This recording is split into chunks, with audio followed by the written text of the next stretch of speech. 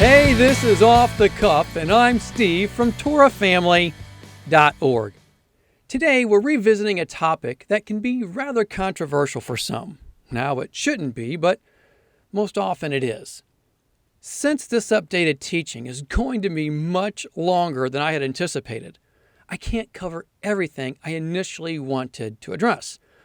Because of that, please also consider our PDF titled Calendar Confusion.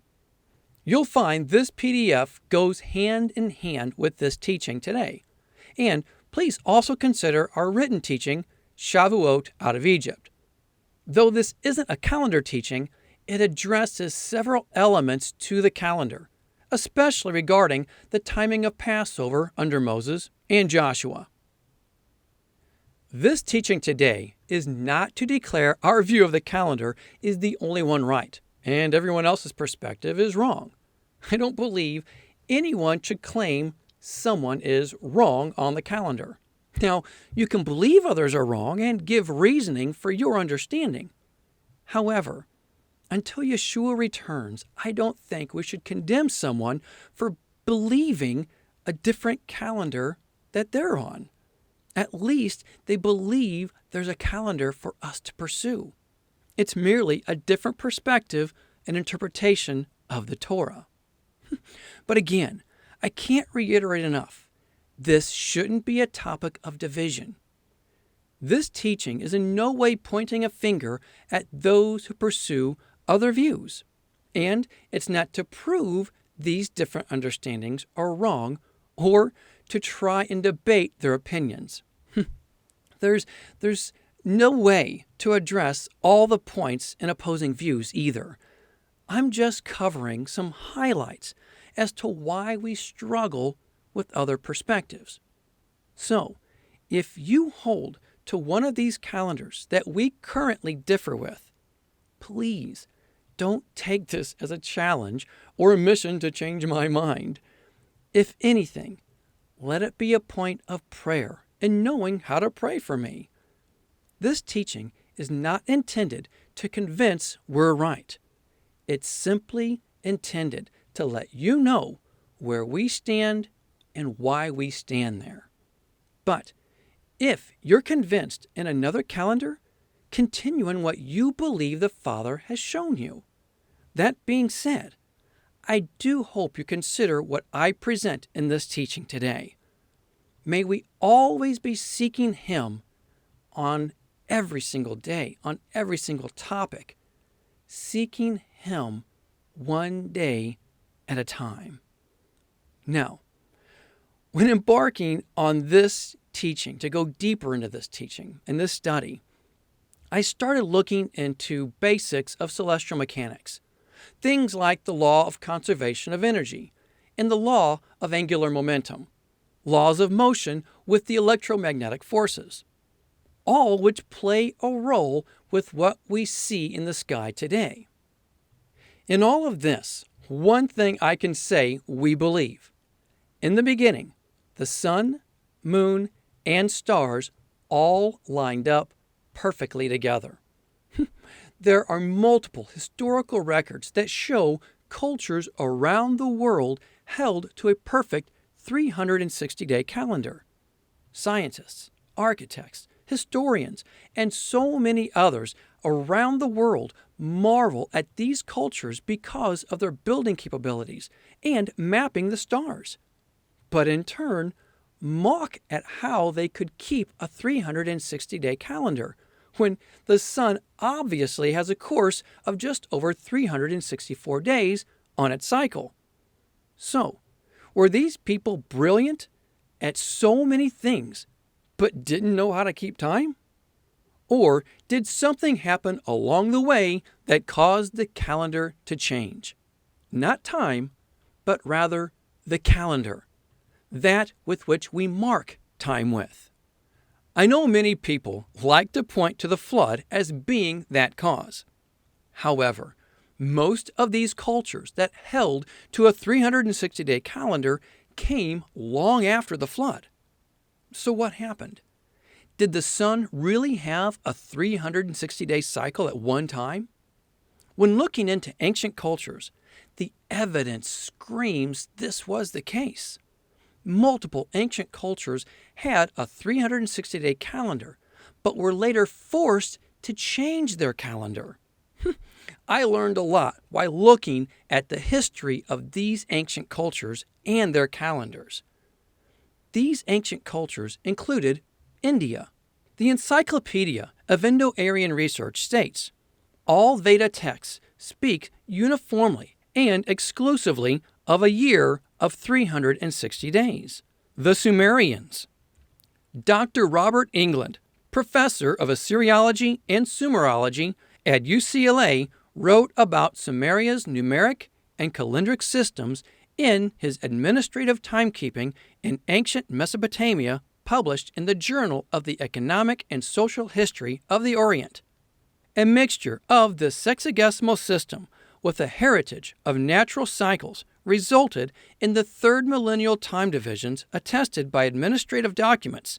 The resulting system, which, without question, complemented throughout the third millennium natural lunar stellar divisions, is attested in its basic form of a 12-month, 360-day year in the archaic documents from the end of the fourth millennium. Egypt. Approximately 1550 BC, the Ebers Papyrus, written during the reign of Pharaoh Amenephis, shows a 360-day year calendar on the reverse side of the 66-foot-long scroll. Later, in the 12th century BC, Pharaoh Ramesses II had engraved an astronomical ceiling depicting a 360-day year.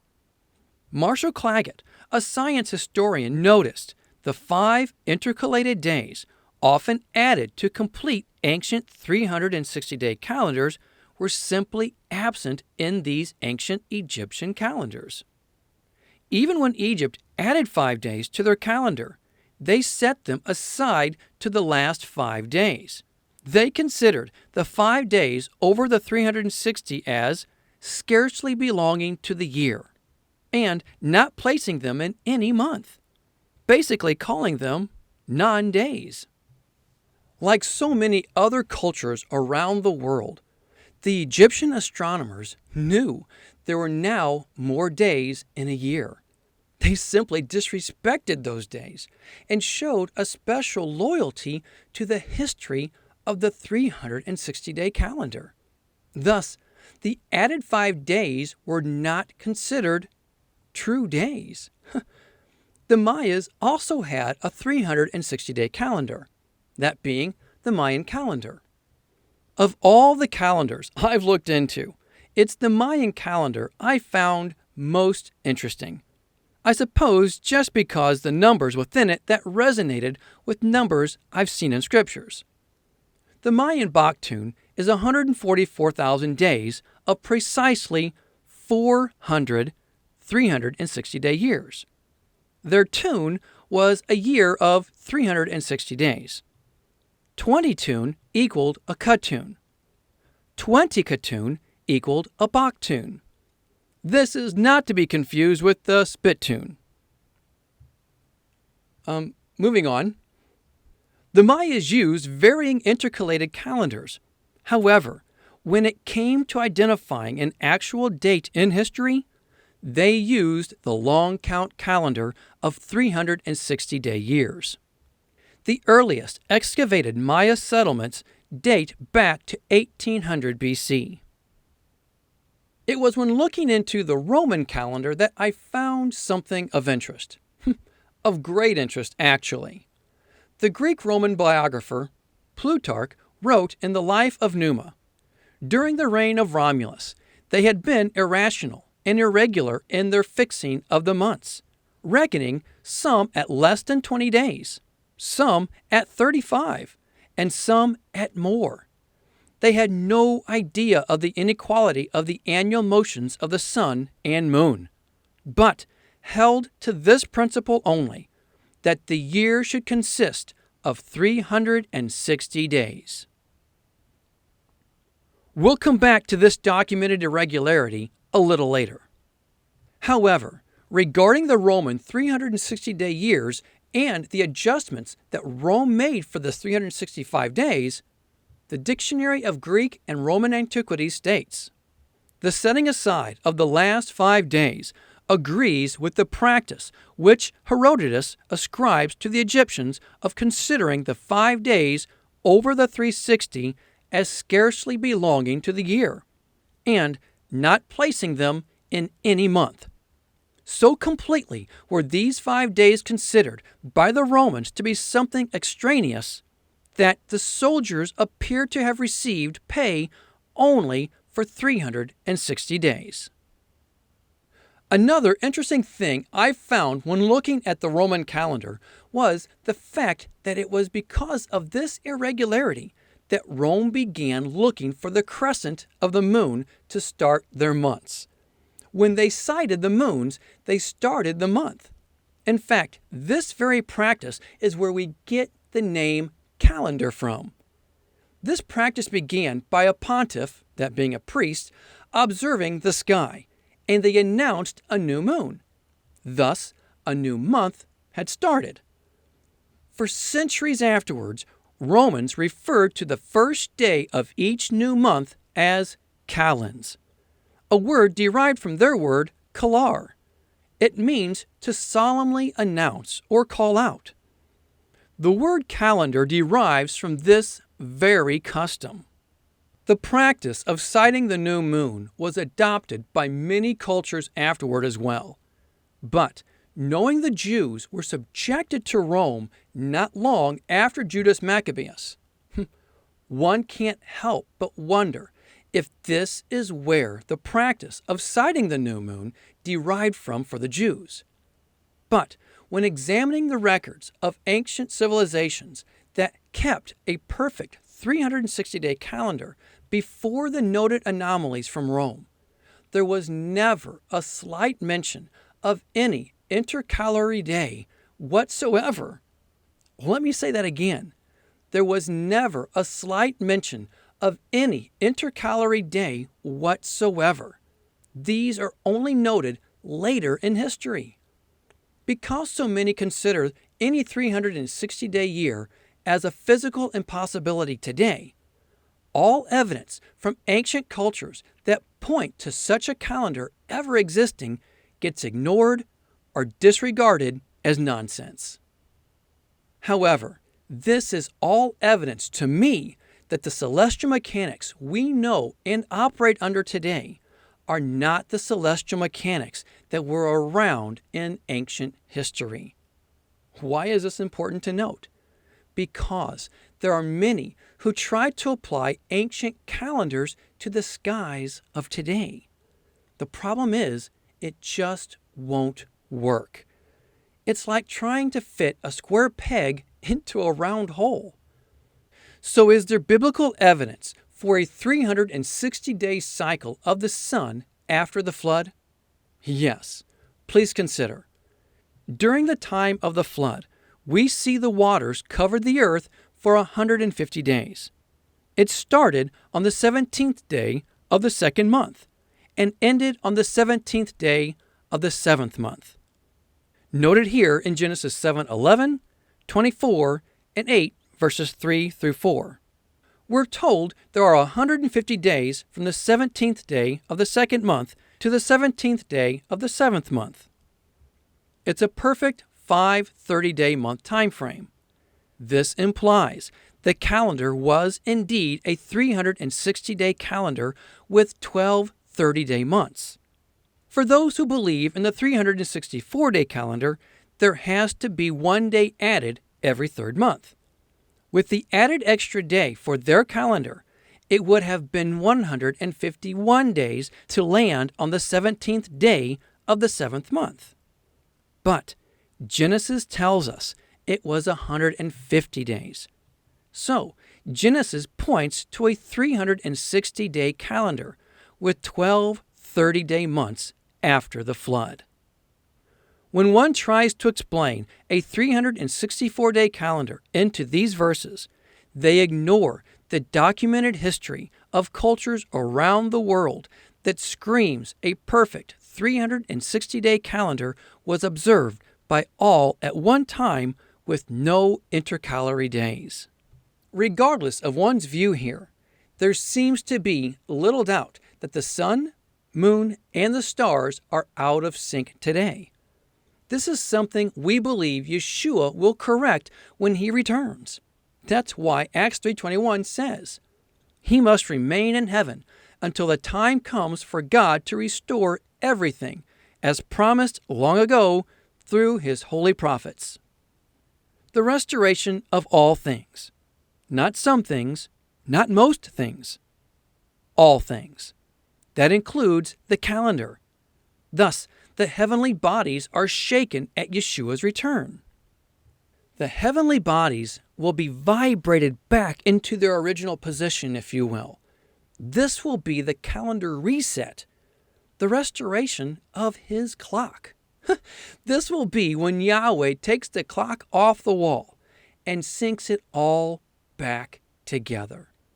You see, it's not that time has been altered. It's the clock with which we mark time has been altered. On that day, all calendar debates will come to an end, and I can't wait for that day. But what does this show us? It shows us things are truly out of sync today. Thus, they need to be restored. So, what do we do until then? We continue to follow the 3 witnesses he gave us in Genesis. I've heard where some try to debate the lesser light mentioned here is the stars and not the moon. However, when looking at the Hebrew, it shows there are indeed 2 individual bodies being referred to, and the stars. You know, we live in a world that is filled with judges who will throw out evidence and witnesses at the drop of a hat. Evidence or witnesses that can decide the case. They say for whatever reason, the witnesses or the evidence can't be presented. Many times, this evidence would be the nail in the coffin, if you will. When these witnesses are thrown out and people aren't allowed to use them, people get upset and they scream, if you will, for justice. Because why? Justice is being perverted. So, what gives any of us the right to sit as judge and throw out the witnesses that Yahweh, the righteous judge, has established as the witnesses to his calendar, the witnesses that he established from the beginning how to keep his calendar? Now, that being said, we can't allow other witnesses in the courtroom either. However, that's what has happened for many. They allow the interpretation of the barley on earth to be a deciding factor, something that we believe is ultimately relying on human interpretation, thus, in our opinion, following man. Many look to the barley in Israel to see if it's going to be a Aviv in order to start their year, as if that is a sign that we are to be looking for. Now, I'm not slamming people who do this, okay? Please understand this. I have good friends who do this, okay? We simply see things differently, okay? You know, the Hebrews only had manna in the wilderness. Okay, think about this. That was the case when they celebrated the first Passover out of Egypt. They celebrated unleavened bread with unleavened manna. So, was the manna Aviv? Of course not. It was the witnesses in the heavens that they looked to. When Joshua crossed over into the Jordan, okay, they already knew the month they were in before they crossed the land. Now, that also means they celebrated Passover with what? Unleavened manna. We know the scriptures say it was grain of some kind, just as we see with wheat. The Torah says every matter is established on the testimony of 2 or 3 witnesses. And Yahweh gave 3 witnesses we are to use. We can't throw out witnesses that he gave us just because they don't fit our understanding and theology. and we can't add witnesses to fit our theology either. Yahweh gave 3 witnesses, and only 3 witnesses, for a reason. In fact, I believe he gave the 3 witnesses because he knew what was coming. That being how they would all end up out of sync, thus showing we still need all the witnesses to establish the calendar today. The problem I'm seeing is many are trying to force the current cycles of the sun into Old Testament scriptures. I hope that made sense. They are trying to force the modern day understanding of celestial mechanics into verses that operated under different celestial cycles. The only way one can force these modern day cycles into the old is by throwing out the witnesses the Father established from the beginning, and find ways to make sense of their intercalary days that are never mentioned in the scriptures. Now, since ancient cultures and Genesis point to a 360-day year, we need to examine the scriptures and see if we have any evidence for the change we see today. Before we can look into such a thing, I believe there are some elements we need to cover first. I believe we first need to cover the debate of the words Chodesh and Yerach. Chodesh is normally translated as month, and the word Yerach is normally translated as moon. Many try to say these words cannot be interchanged when discussing the lunar cycles. However, Scripture seems to say the opposite.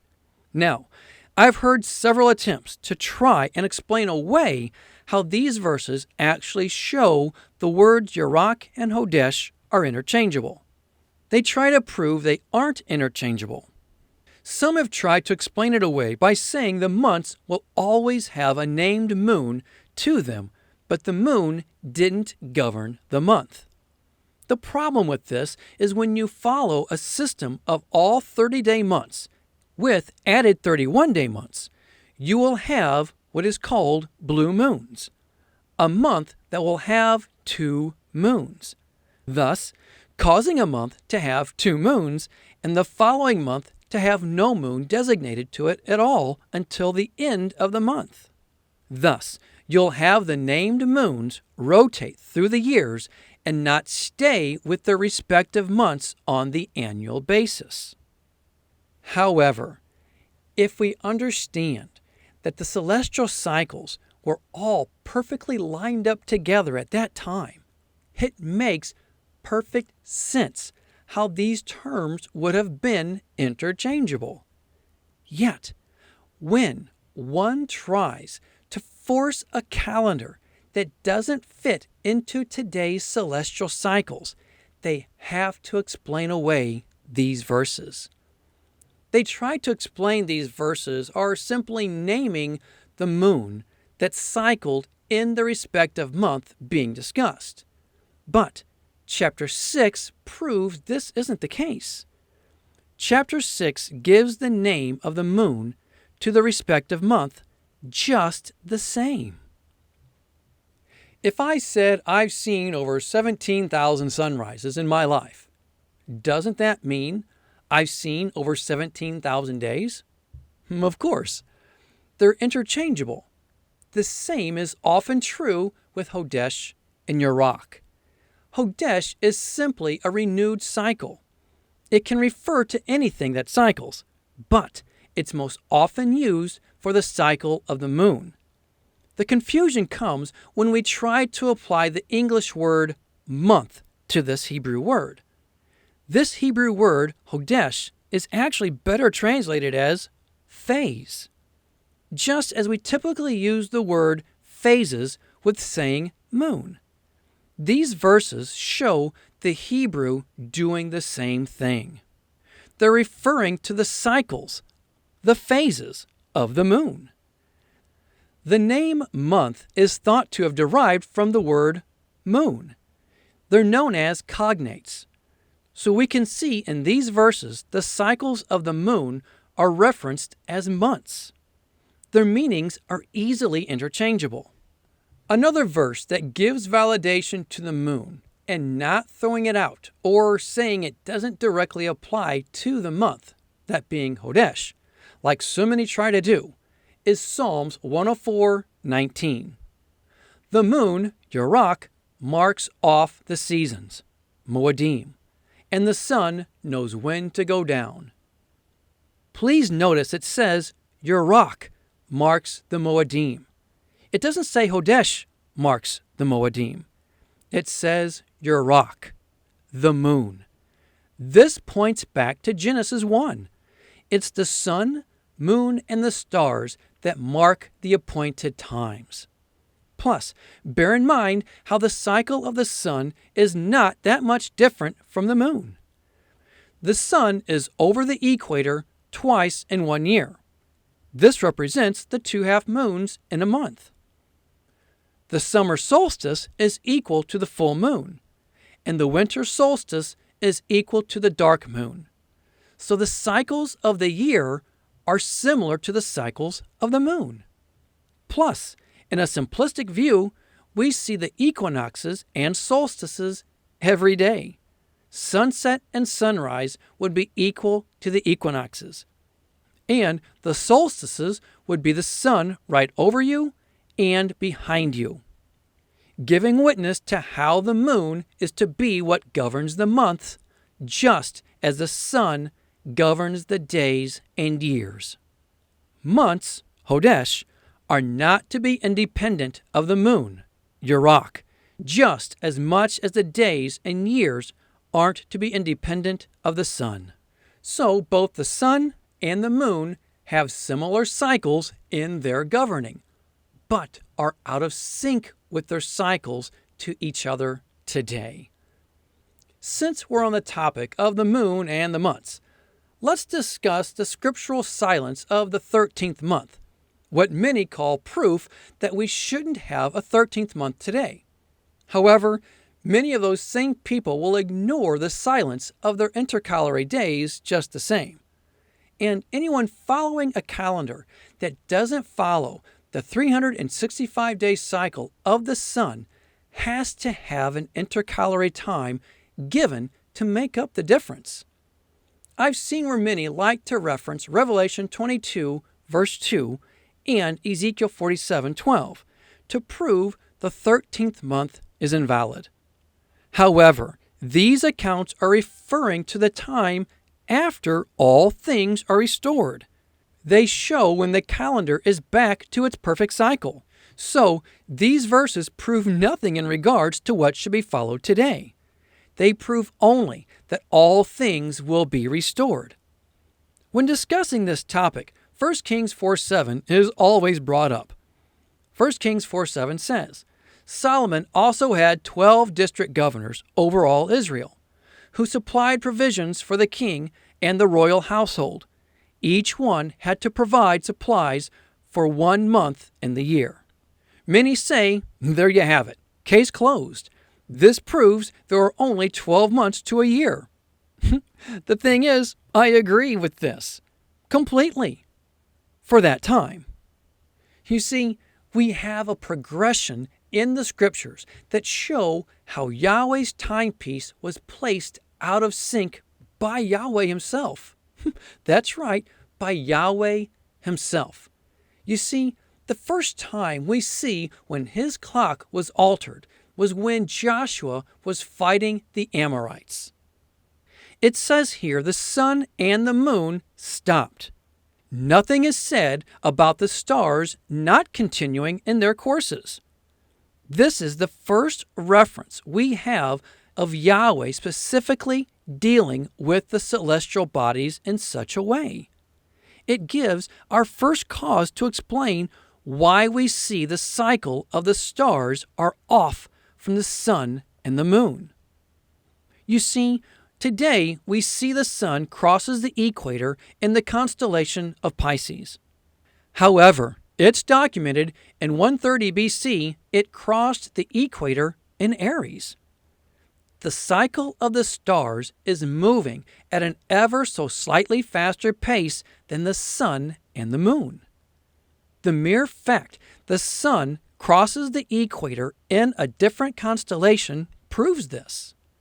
The initial thought would be, wait a minute, it was the sun and moon that was messed with in Joshua's battle, not the stars. So why are they moving faster than the sun and moon? There are two possible reasons. One, the stars were always moving at a faster pace. Or two, when the sun and moon started back in motion after Joshua's battle, they never regained their full speed. Which means what? The stars are at the speed today they were at when they were first created. They were never altered with. Yet, the rate of the sun and the moon are not keeping up with them. So, chances are, when the sun and moon started back into motion to get in their cycles, the regular cycles I'm talking, they never regained their full speed. The speed of the stars is now ever so slightly faster than the sun and the moon. Again, the mere fact that the sun now crosses the equator in a different constellation proves this. This is the first biblical evidence of seeing the sun, moon, and stars going out of sync with each other. Now, what do we see next? We see where the sun's course is adjusted from the moon. Isaiah 38:7. This is Yahweh's sign to you that Yahweh will do what he has promised.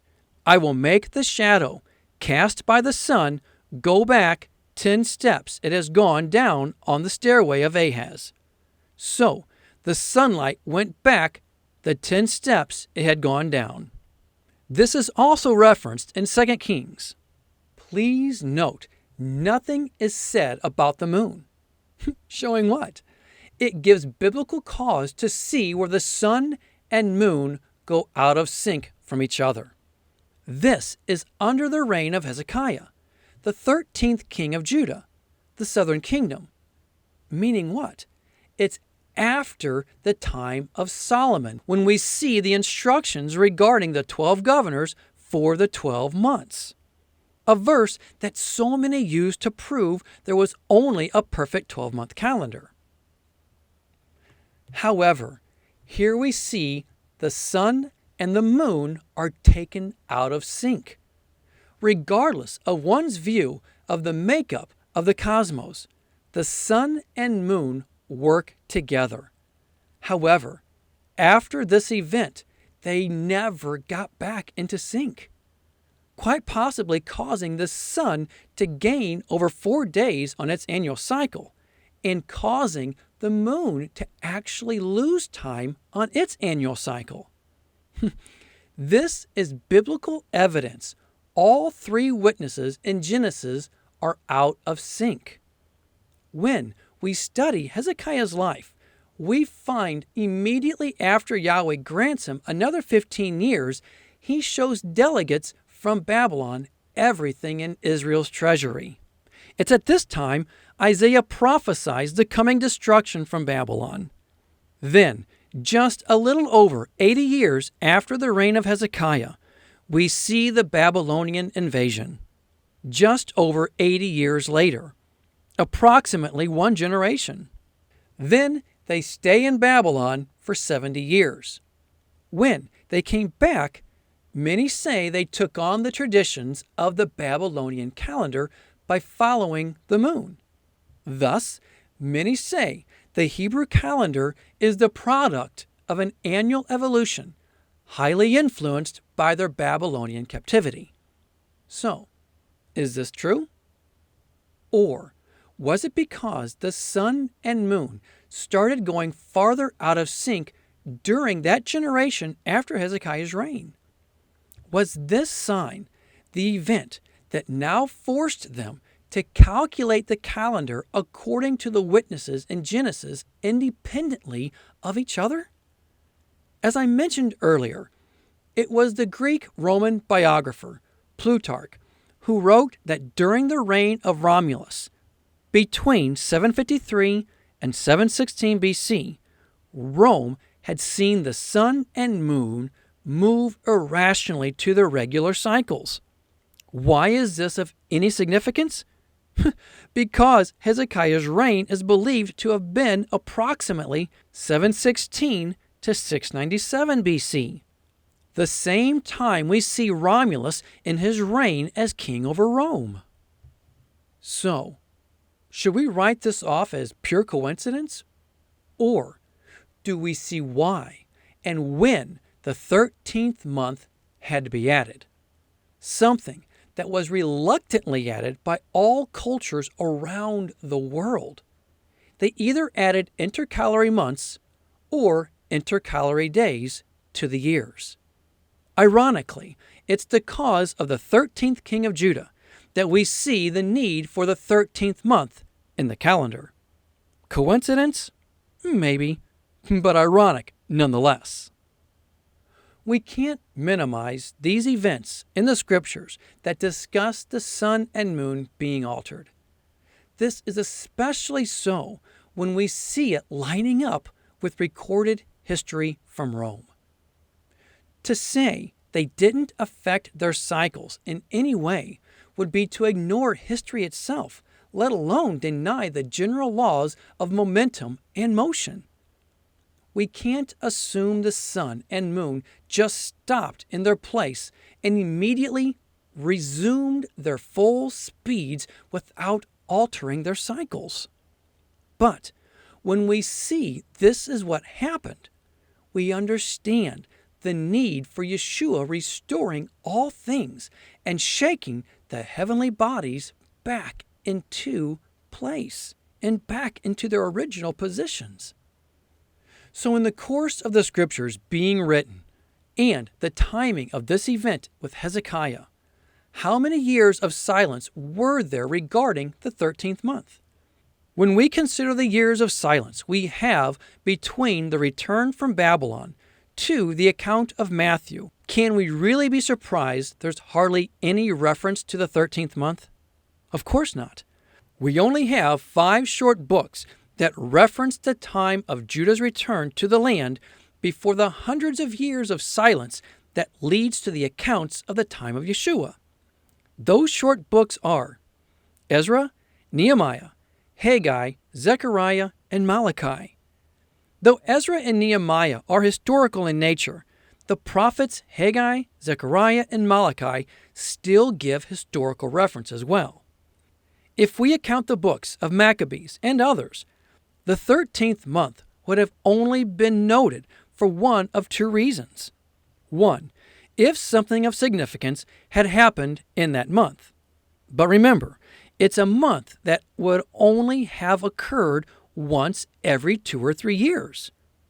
Or 2, if the 13th month was to play a role in prophecy and thus would have been mentioned by the prophets. But remember, the end is made known from the beginning. The odds of the 13th month being mentioned for prophecy are, well, pretty much non-existent, because there was no 13th month in the beginning to point to it in the end. So again, there's no surprise. There's no biblical reference to a 13th month in Scripture. The amount of time Scripture was being written after it came to be was minimum at best. However, that being said, consider all the time when the intercalary days would have been around. Days that are never mentioned in the Scriptures, yet so many claim existed. So, who has more evidence against them? Those who believe in the intercalary 13th month, that's never mentioned, or those who believe in the intercalary days, that's never mentioned. And so when Yeshua returns, we see the reason why the heavenly bodies are shaken, to be placed back into their original courses with perfect 12-month cycles. Thus, they are not together now. It's not a perfect calendar.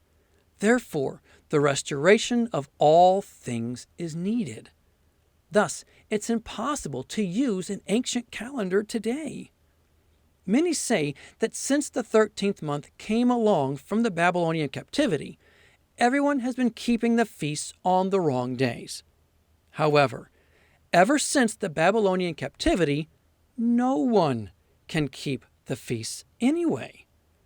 The command for the feast days isn't to go to Jerusalem.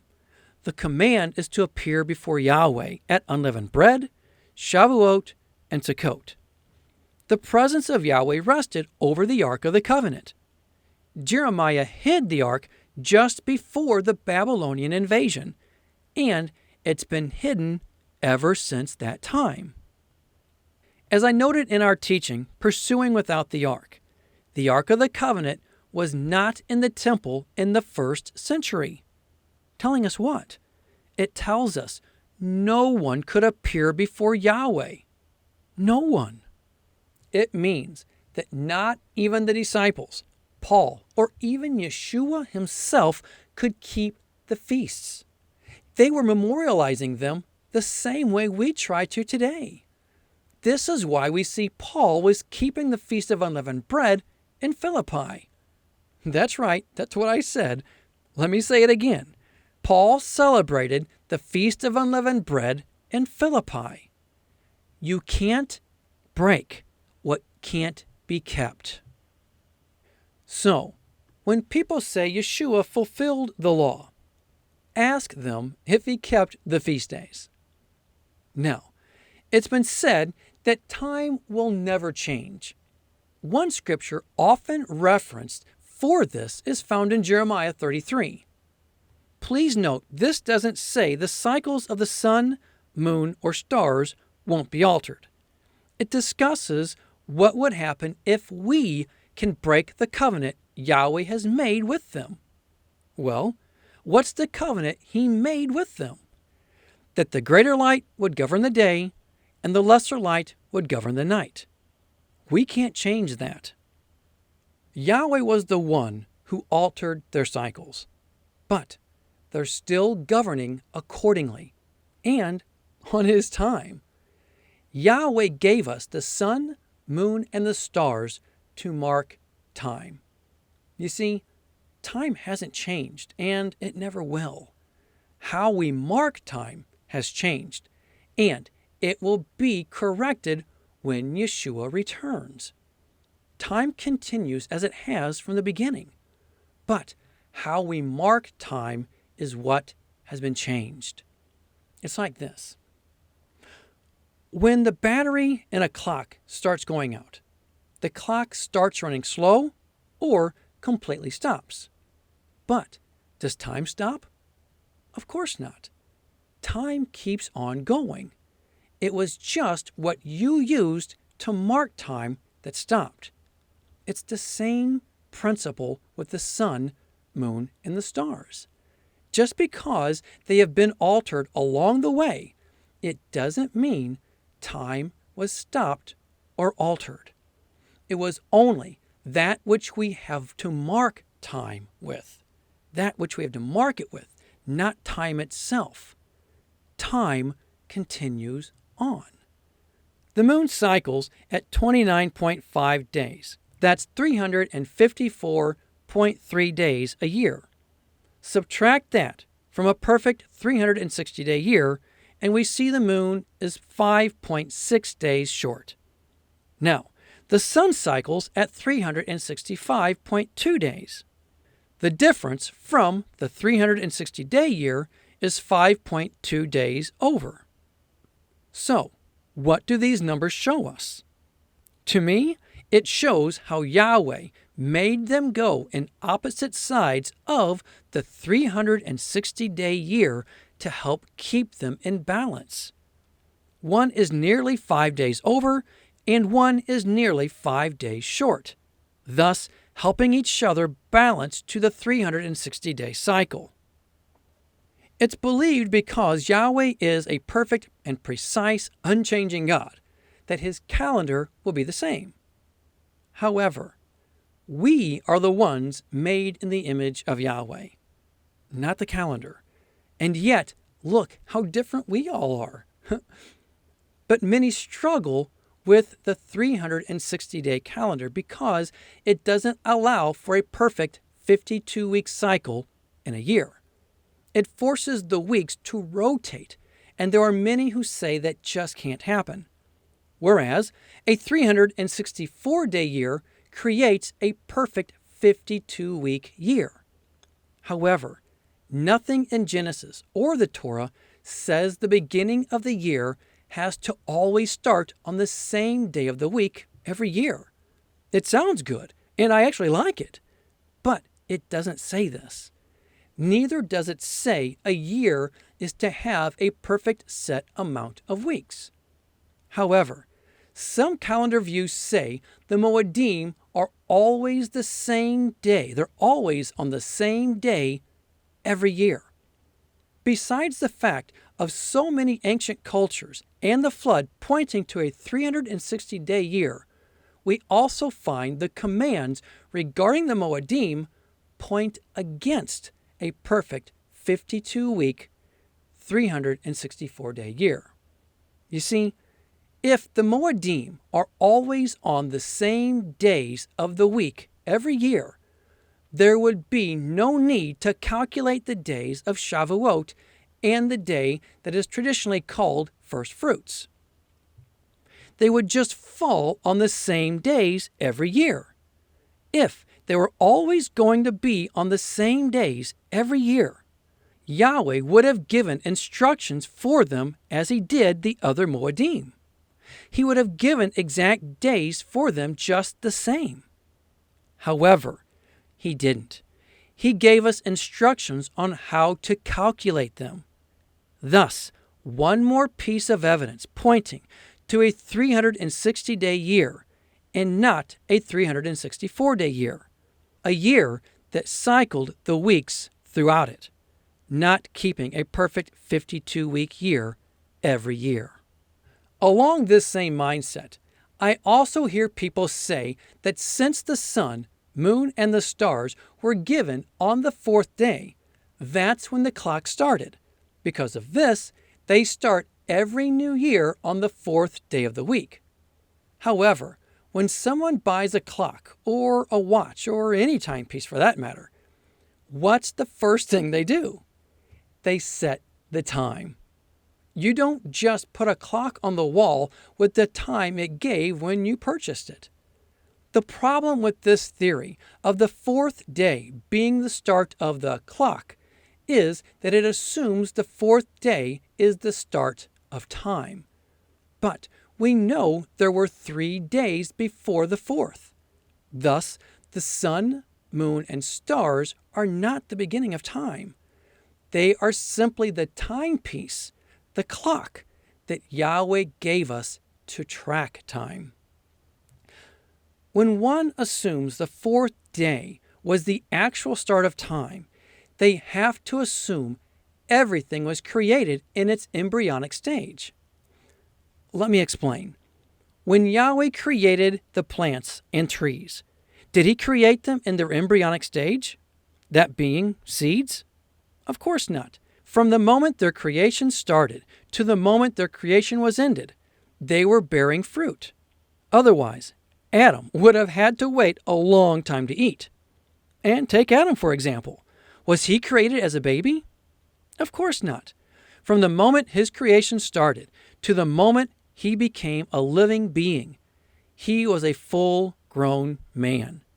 If someone had seen him the day after he was created, they would have looked at him and thought he was a grown man and not a baby. My point is this. Everything was created as if it had been in existence for years.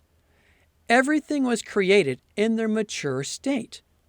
Nothing was created in their embryonic stage of life. So, when day 4 came along and Yahweh made the sun, moon, and the stars, like everything else, they were created in their mature state of their cycles. Plus, pending one's view of cosmology, if the stars were created in their embryonic stage of life, when did mankind start seeing any of them? On a completely different note, There are some who validate a calendar because a certain group in history used it. They say because this particular group used it, their view is that this calendar has to be right. However, we can't just say they were right in everything they did because everything they said they did was right. Now, I'm not questioning their heart. I'm not questioning their motives or intent. But if someone says they're right, it doesn't make them right. Following a calendar because a sect in the forefathers of the faith did so is making one no different than that of what the Pharisees did, following man. This particular group is believed to be the ones who lived at Qumran. They say those at Qumran reference themselves as living in Damascus. They say Paul actually went to Qumran when the account of Acts 9 tells us that he went to Damascus. However, when we examine this thought that Paul went to Qumran instead of the literal city of Damascus, as the book of Acts says, we find many contradictions arise. It's believed Qumran was considered a refuge in the wilderness, a place away from the city, a place that didn't keep the traditional views of the modern Jews of the day. In verse 10, we see Ananias, who lived in Damascus, is told to go to Paul, who was at the house of Judas on Straight Street. So, how many houses were on Straight Street? And if this street had a name, how many streets did Qumran have? And how many houses were on those streets? Verse 19 says there were disciples who lived in Damascus. And verse 20 says Paul immediately began preaching in the synagogues in Damascus. Synagogues, plural. So, how many disciples and synagogues existed in a place that was supposed to be away from the city and in the wilderness? Verse 22 says Paul baffled the Jews living in Damascus. The more we keep reading, this keeps sounding like a city and not a refuge in the wilderness. Verse 23 says, after many days had gone by, the Jews there conspired to kill him. But according to many, those in Qumran had predicted the Messiah was going to come between 10 BC and 5 CE. So it seems they would have been looking for such a message of a Messiah that had come. Some say these people at Qumran already believed in Yeshua. But Acts 9 says the people of this place wanted to kill Paul for preaching Yeshua. When examining this thought, the contradictions are overwhelming. Anyone looking at the ruins of Qumran today will be hard-pressed to find evidence of streets, houses, and multiple synagogues. However, they can easily match Acts 9 to the literal city of Damascus. Yet, some believe Paul became part of this group, thus giving credence to their calendar. They say this explains why Paul spent 3 years at the mountain of Yahweh in Arabia, as mentioned in Galatians. They say Paul did this because that was the custom to join this group. But where is it in the Torah that one should go 3 years into solitude to join a priesthood or to even be associated with it? It's not there. Another argument presented for Qumran to be the Damascus of Acts 9 is that if it was the Damascus in Syria, then why did Paul have to go to the Sanhedrin to get jurisdiction to arrest the Christians? What does any country do when one of their criminals is in another country for asylum? They go to the government of that country saying they want that criminal. They present the necessary paperwork to make it happen. The Sanhedrin was the highest court in Israel to issue that request to Syria, showing Paul wasn't just a vigilante. He had the proper backing by his government to seek these people out. Now, did those at Qumran call themselves Damascus? Maybe so, but it wasn't the Damascus Paul went to in Acts 9.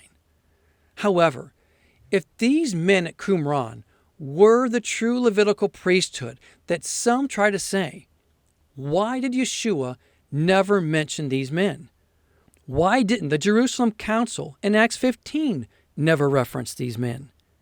If we're going to say Paul became one of these men, why doesn't he ever reference them?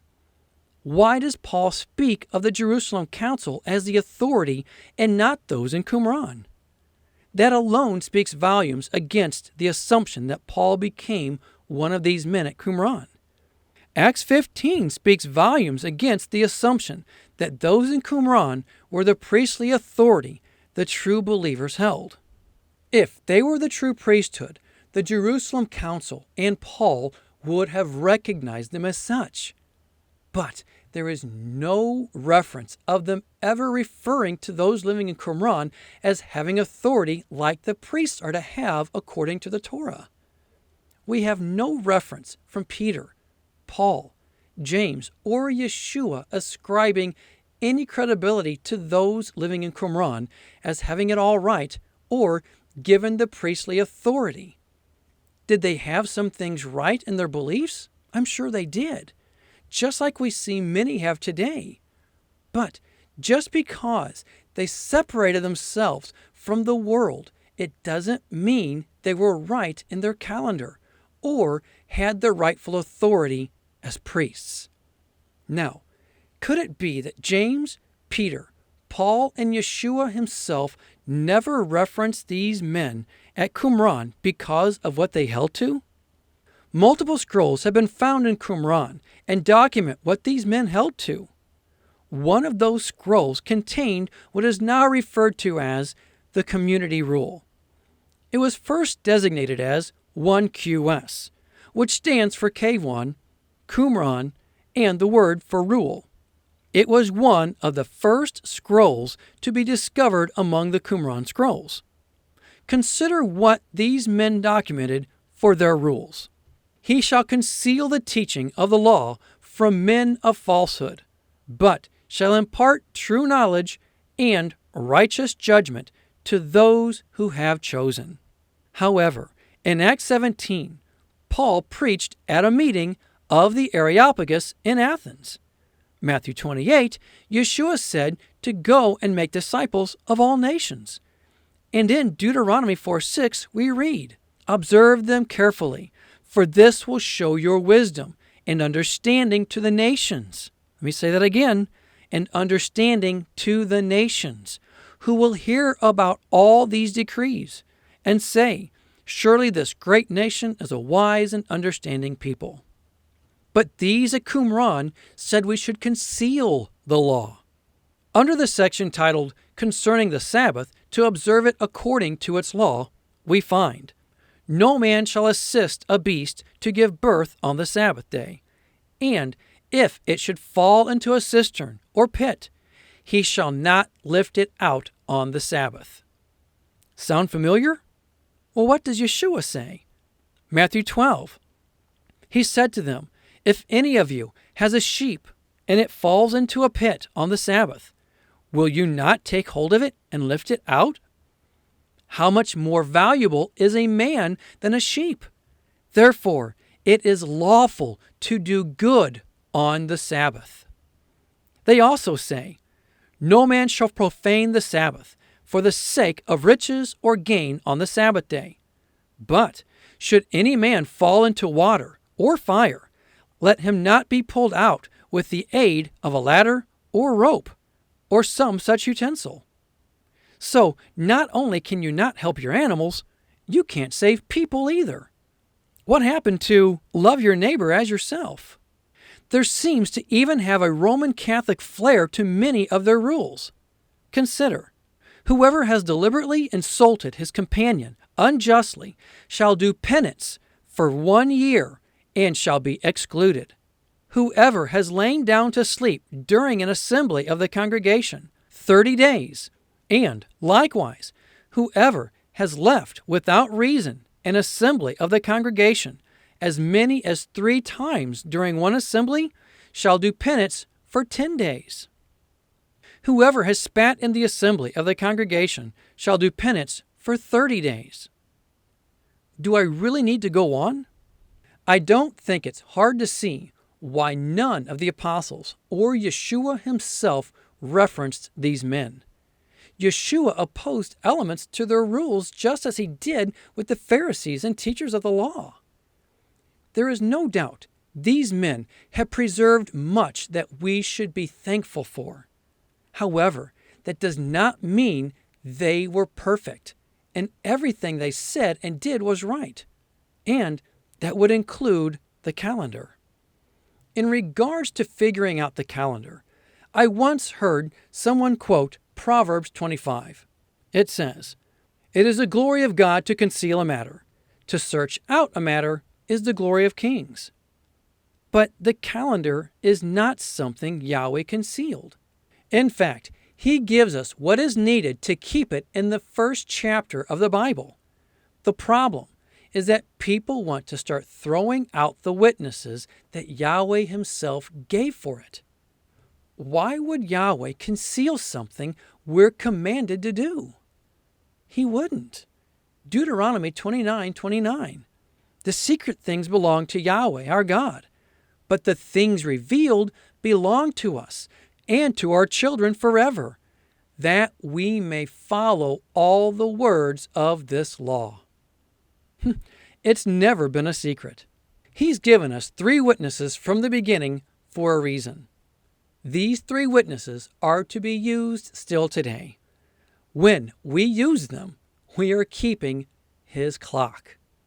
Now, many have said the sky going dark at Yeshua's crucifixion is proof of the full moon being the start of the month, and not the conjunction. They say this because the event of the sun going dark was obviously an eclipse on a Passover. And if it was indeed an eclipse, then it couldn't have been a full moon. They say it was just like the eclipse that went over America in 2017 that lasted 3 hours. However, I remember hearing people who were in the direct path of that eclipse say how complete darkness didn't cover the land for 3 hours. The first and last 45 minutes of the 3 hours were hardly noticeable to the naked eye. It was only truly noticeable 40 to 45 minutes on each side of the full eclipse, and it only went completely dark for 4 minutes. If we count the partial darkness on each side of the eclipse, that would make the darkness have lasted for an hour and a half at max. And even then, it wouldn't be total darkness during all that time. However, Luke tells us the sun stopped shining for 3 hours. This isn't a common happening of an eclipse. This was more of a supernatural event than a regular eclipse. So, all that being said, how do we keep the calendar? To us, scripturally speaking, it's the sun, moon, and the stars that tell us the time. They don't dictate the time, they tell us the time and when the Moedim happen. In the past, we've had questions come to us like, so the first day of the new year is the first new moon after the spring equinox, and not the closest new moon? Scripturally speaking, how can I validate this? Well, as noted, Genesis says it's the sun, moon, and the stars to show us these things. These are the witnesses Yahweh has given to us to establish the matter of the calendar. So, once all 3 are in agreement, you can move forward with the year. Again, all 3 have to be in agreement before you can move forward with declaring a new year.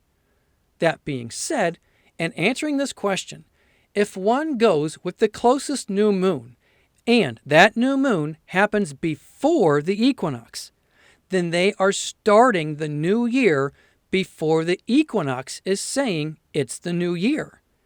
He gave us 3 witnesses for a reason. Remember, every matter is established on the testimony of 2 or 3 witnesses. And Yahweh gave 3 witnesses we are to use. All 3 are to be in agreement. Since we are to go with the sun, moon, and the stars, we can't use the new moon before the equinox. It has to be the new moon after the equinox. Otherwise, we would be starting the new year before all three witnesses agree. We believe these witnesses were in perfect unison when they were created. However, as discussed, these witnesses have been taken out of sync since that time of creation. But that doesn't void the fact that we still need to use all three witnesses. If one starts the new year before the equinox, that would mean they are beginning their calendar on Earth while the old solar year is still going on. The witnesses in the heavens are to tell us when to start. And if those witnesses are not together in telling us it's time, then we are starting too early. Think of it this way. When we see runners get ready to start a race, what do we hear? Runners on your mark, now set, go. Though I have no doubt that everything started in unison before, we are now in the mode of ready, set, go. We can't start running at the ready. We can't start running at the set. We have to wait for the go. Waiting for all three telling us it's time to start. So, how do we do that? It's 2 steps. Yes, just 2 steps. We show these steps on our calendar on our website. Step 1. A year begins at the first new moon after the vernal equinox. Thus, we wait for that marker. Step 2. A month starts at the sundown after the lunar conjunction, the last marker to start the year. One might say, wait a minute, that's only 2 of the 3 witnesses. Where's the third? But, as already mentioned, by the time we get to the equinox, the stars will always be in their proper position because of their pace. So, it will always be down to the last 2 given to determine the day we should start. So, we wait for the witnesses Yahweh gave us in the heavens to tell us when to start. Then we start. To us, that's the way it should be. We begin when His witnesses tell us to start. Again, if one makes the new moon of the year start before the beginning of the solar year, then the first new moon will not be in the new year, but the previous year. Whatever solar year a month begins its cycle in, then that month belongs to that solar year. So, the next new moon after the new solar year starts is the first month of that year.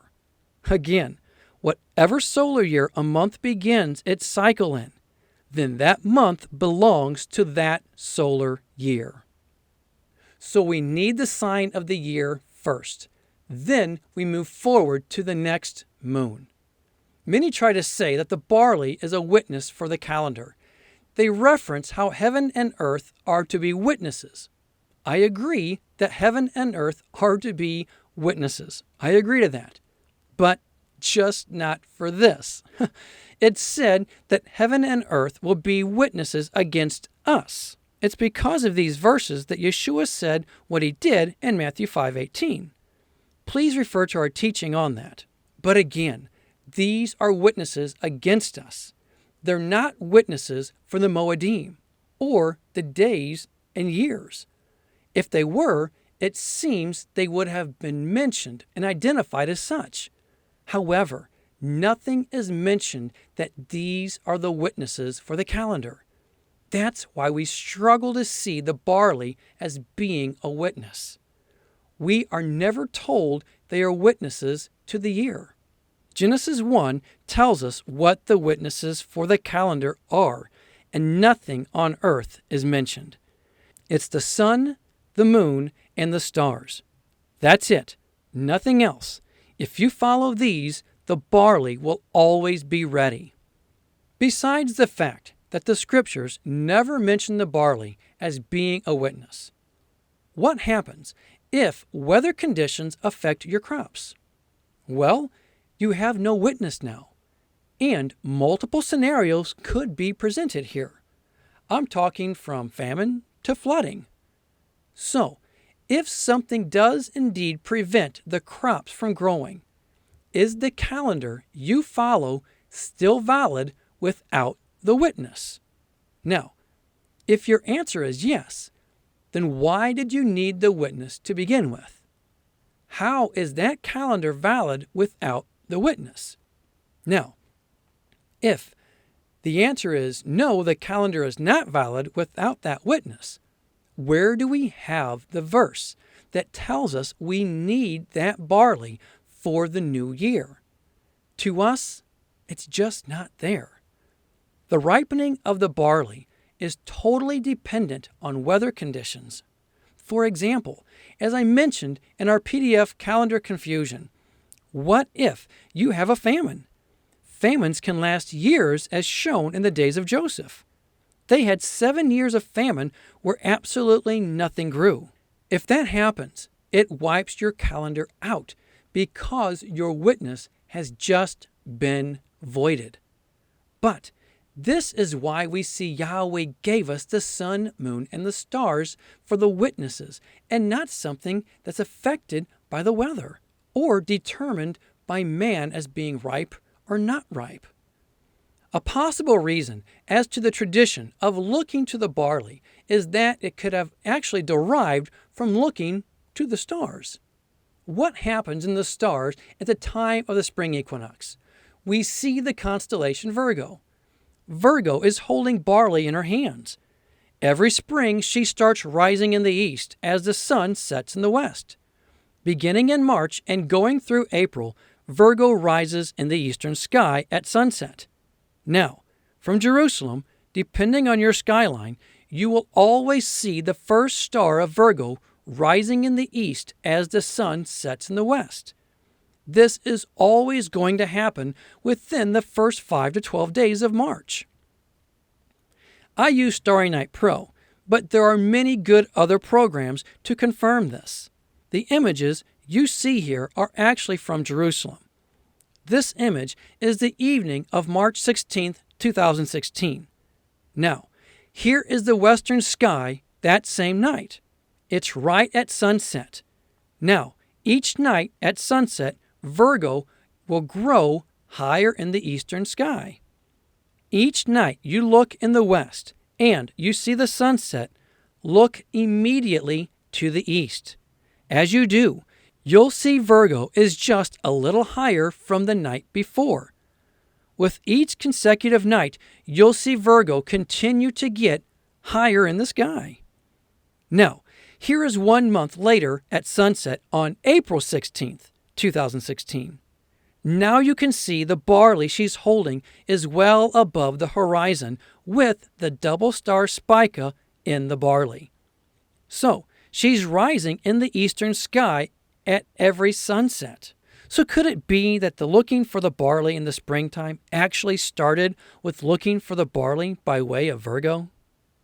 I can't prove this, of course, but it sure makes sense to me. It's something I really see as plausible. Now, some have said if you always wait for the month after the equinox, you can end up with the priest waving dead barley at first fruits. First, nothing says the barley has to be fresh when it's waved. Please keep that in mind. Next, the instructions are simply to bring the first fruits of the harvest to the priest. If they dry up by the time of first fruits, what a perfect picture of that which was dead is now alive again by symbolically waving in the hands of the priest before Yahweh. It's just a perfect picture of our opinion of Yeshua. He was dead, but then rose on first fruits. It's showing the symbology of the barley being waved before Yahweh. That which was dead is now alive again. The bottom line for us is that the signs are in the heavens. All three of them must be in agreement. All three have to be present to start the new year. The steps are simple. We observe the equinox and then the moon. The stars, by way of Virgo, will always be in place by the time of the equinox. But all of these are needed. We can't throw out witnesses that Yahweh has established from the beginning to determine his calendar, and we can't add witnesses either.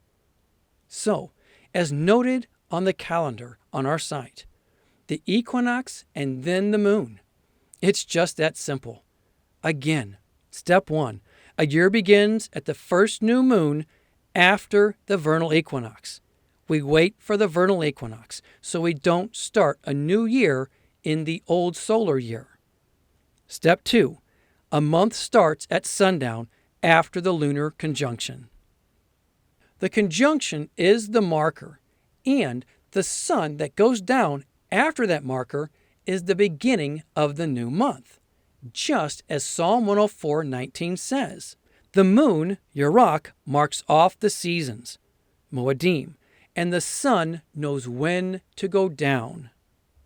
The sighting of the moon wouldn't have applied when all the witnesses were in perfect unison together. Thus, the sighting of the crescent moon shouldn't be what we use to determine the month today. Thus, the conjunction is the method and not the sighting of the moon. It was all perfect at one time. The only thing that changed is when all three witnesses say it's time for the new year. Thus, the way we observe the witnesses hasn't changed. It's like looking at a clock on the wall. Do you wait for the minute hand to get to the 1 before you start the hour? Or do you start the hour at the 12, which is virtually the 0? What if someone gets in your way so you can't see the clock? Do you say, well, let's wait to see if we see it when it gets to the 2? Tracking the moon was a common thing. I have a friend who lives out from the city, and he says he does it all the time now. He says it's second nature to him now. Because the sighting of the moon can be tracked across the sky every night, knowing the time of the conjunction can be second nature to anyone who learns and watches its patterns. The point in all of this is the heavenly bodies are out of sync. They will all be shaken back into place when Yeshua comes to start reigning in Jerusalem. Because they're out of sync, many have thrown out certain elements to make their understanding work. The problem is, all the witnesses were given for a reason. In our explanation, we show how all three are used and needed to calculate the calendar. All three. Many would say, but why would Yahweh allow the timepiece to be messed with like it was? Because ultimately, it didn't matter. If we use all three witnesses that he gave us and not throw one out, we will still be on his time. If we keep to what he gave us as witnesses for his timepiece, we believe there is no confusion. The only thing that changed is how we observe the witnesses independently of each other now. Lastly, we've received questions on why we start our calendar based on the conjunctions in Jerusalem. The rebuttal we often hear is this: but we don't live in Jerusalem. Why calculate the calendar from that time zone? Which we consider a valid question and debate. Here's why we go from Jerusalem time. Think of it this way. In the millennium, we know that people are required to come to the feast days from all over the world. The same principle will have to be applied at that time as well.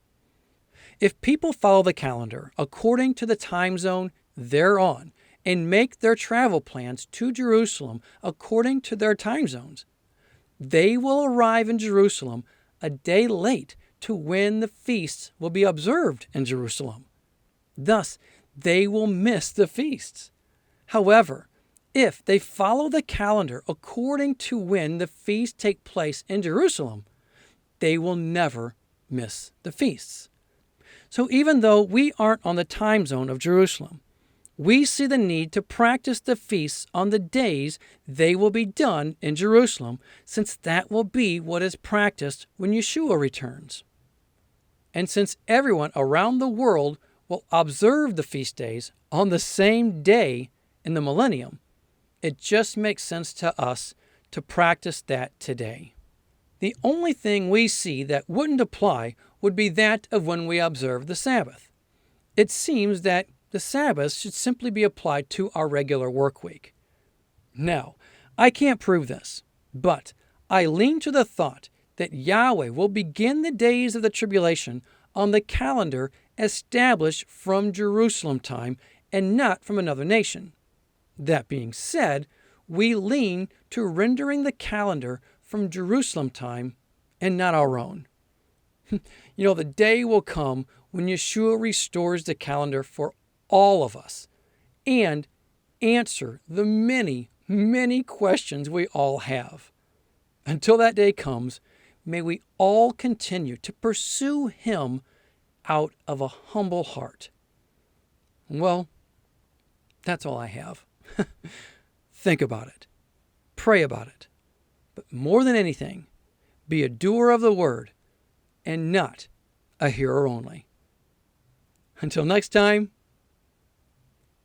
Shalom.